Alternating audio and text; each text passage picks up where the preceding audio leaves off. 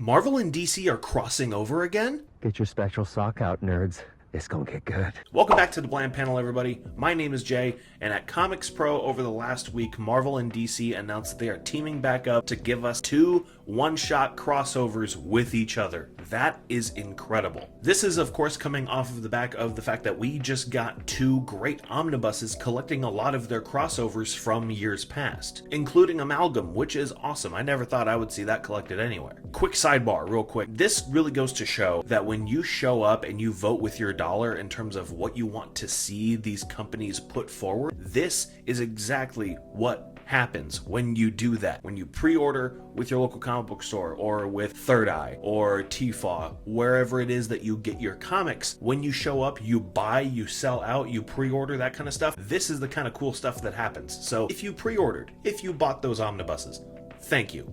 This is awesome. Now, with all of this on the horizon, I would like to talk a little bit about what I would like to see from these one-shots, as well as highlight what can set this crossover apart from its predecessors. Now, before we get into that, I do want to ask you, what do you want to see from this Marvel and DC crossover? Let me know down in the comments below. Can't wait to read that as always. And while you're there, be sure to like the video and subscribe so you don't have to miss out on any videos that we have going forward. Okay.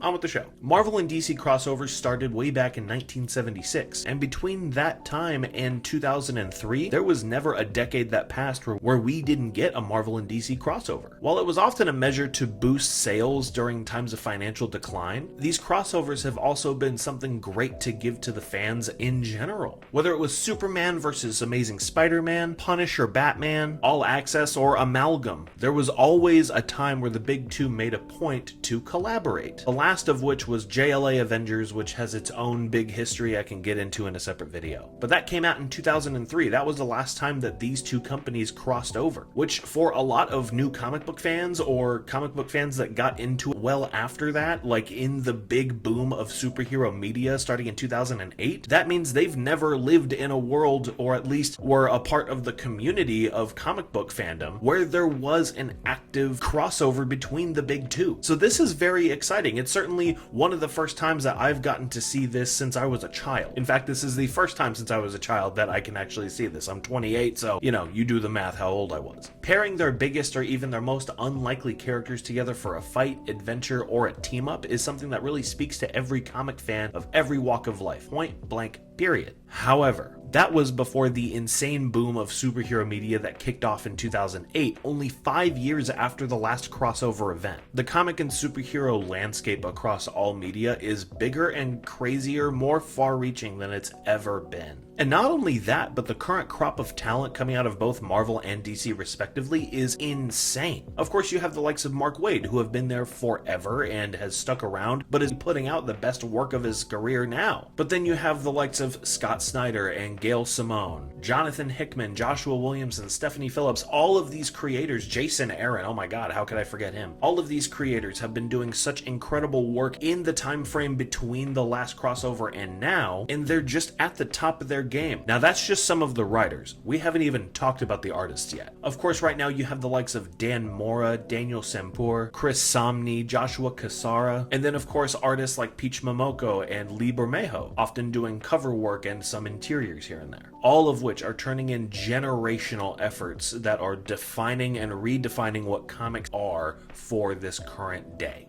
With all that being said, I want to go ahead and get into the top 5 things that I would really like to see from this Marvel and DC crossover. Number 1. Make them 80 to 100 pages each. The two options that this format affords us is either more room to make it a two-part narrative that has two different perspectives, or a larger economy of space in order to tell more stories, like in an anthology book. And that anthology format allows more creators to get in on this crossover and have such a great time putting together all of these scenarios. Between the two, I would prefer an anthology format, but I'm not opposed to a two-part big crossover event.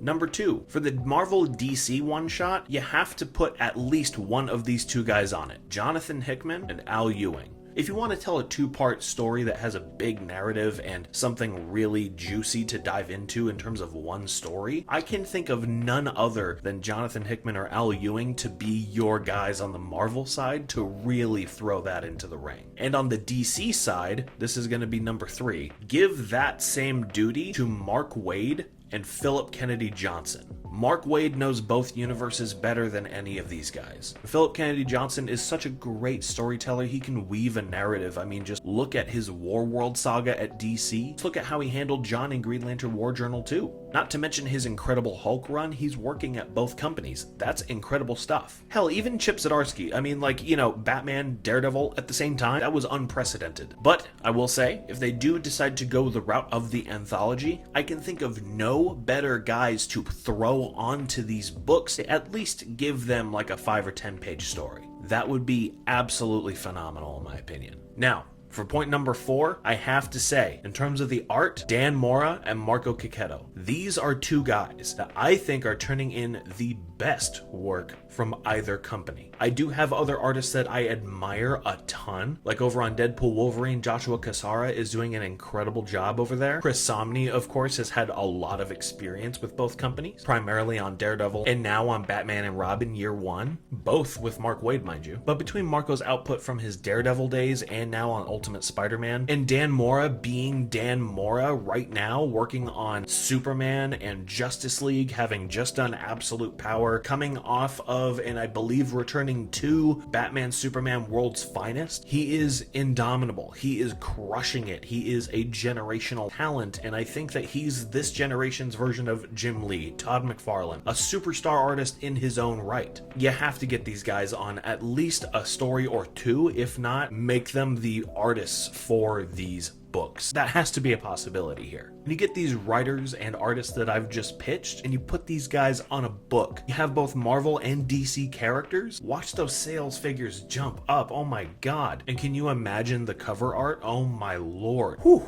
I can feel the Dan Panosians and the Peach Momokos jumping out at me right now. And lastly, number 5, this is very personal and very selfish for me to ask, but give us Daredevil, Nightwing. I don't care how you do it, but give us Daredevil and Nightwing teaming up, yo. These are my kings. These are my guys, my boys. I love Daredevil and Nightwing. Hell, I'll write it if that's what it takes. I mean, like, this is a team up itching to happen, and I would love to see this. Not just because they have similar weaponry in terms of the billy clubs and the eskrima sticks, and not even because they're both acrobatic, inherently acrobatic in terms of their fighting style and how they handle themselves in the street, but the difference in how they handle themselves in terms of their personality or how they address criminals and the people that they care for and look after. I think that would be an incredible dynamic, because when you have somebody like Matt Murdock, who's a bit more self-serious and can kind of really get into his head about things, and then you have Dick Grayson, who is lighthearted and a bit more jovial, I feel like that would earn you the same kind of vibe as Daredevil and Spider-Man, but with Nightwing in the mix. I mean, these are just two characters that belong together in a crossover.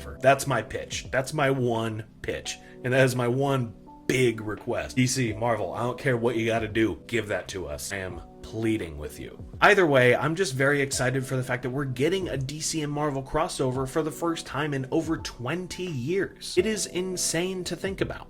Completely unprecedented, although it does make sense given how well those DC versus Marvel omnibuses did. Thank you so much for watching. I really appreciate you sticking around to the end of the video. If you did in fact stick around to the end of the video, it really helps the channel grow. Of course, consider subscribing, liking, commenting, sharing, doing the whole YouTube thing. It really helps us out. And for the Blam Panel, my name is Jay, and I will see you next time.